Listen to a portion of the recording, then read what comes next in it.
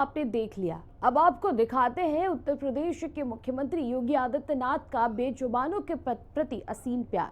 भोलू और भवानी क्यों सीएम योगी के लिए सबसे खास हैं, आप इस रिपोर्ट के जरिए देखिए।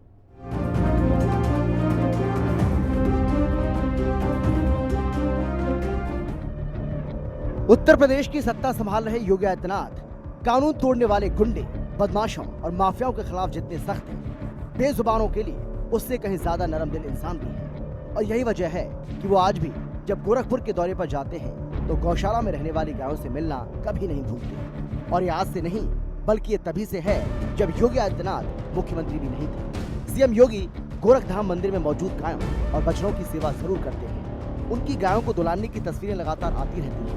कहते हैं कि एक वक्त ऐसा भी आया जब योगी आदित्यनाथ को देखकर बेजुबान गाय की आंख में आंसू भी आ गया था।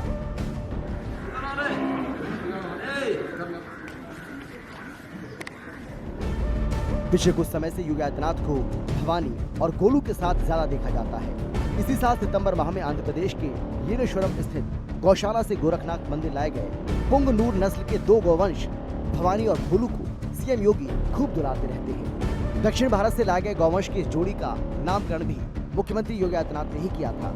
उन्होंने बछिया का नाम भवानी रखा तो बछड़े का नाम भोलू।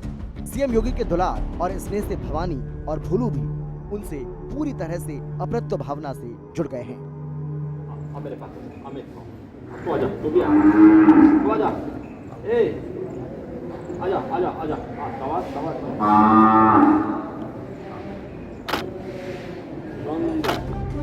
सीएम योगी रोज सुबह उठकर गौ सेवा करते हैं। मौसम चाहे कोई भी हो, लेकिन वो ब्रह्म मुहूर्त में ही उठते हैं और नित्य क्रिया करने के बाद सीधे मंदिर की गौशाला में पहुंचकर गायों को हरा चारा और गुड़ खिलाते हैं।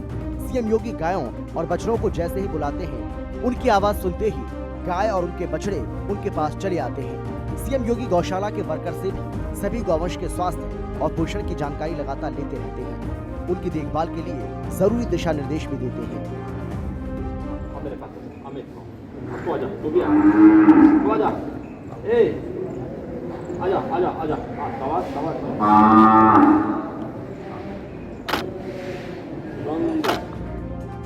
योगी राज में देशी गाय नस्लों को बढ़ावा देने, दूध उत्पादन बढ़ाने और गायों के कल्याण के लिए महत्वपूर्ण प्रयास किए गए हैं। पशु चिकित्सा कॉलेज जैसे बुनियादी ढांचे के विकास के साथ उत्तर प्रदेश को गाय के दूध उत्पादन में नंबर 1 राज्य बनाने की ओर तेजी से आगे बढ़ रहे हैं सीएम योगी। इसके लिए यूपी सरकार की ओर से देशी गौ संवर्धन योजना का संचालन हो रहा है।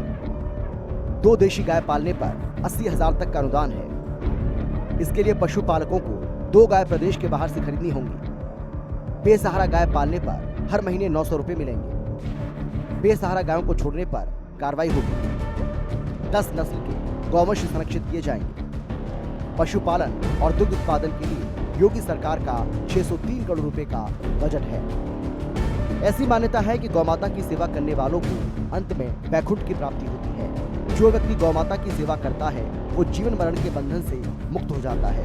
यानी जिस घर में गौमाता का वास होता है वहाँ 33 करोड़ देवी देवता निवास करते हैं। इस प्रकार गौमाता की सेवा करने वाले को अक्षय पुण्य की प्राप्ति होती है। हिंदी खबर की स्पेशल रिपोर्ट।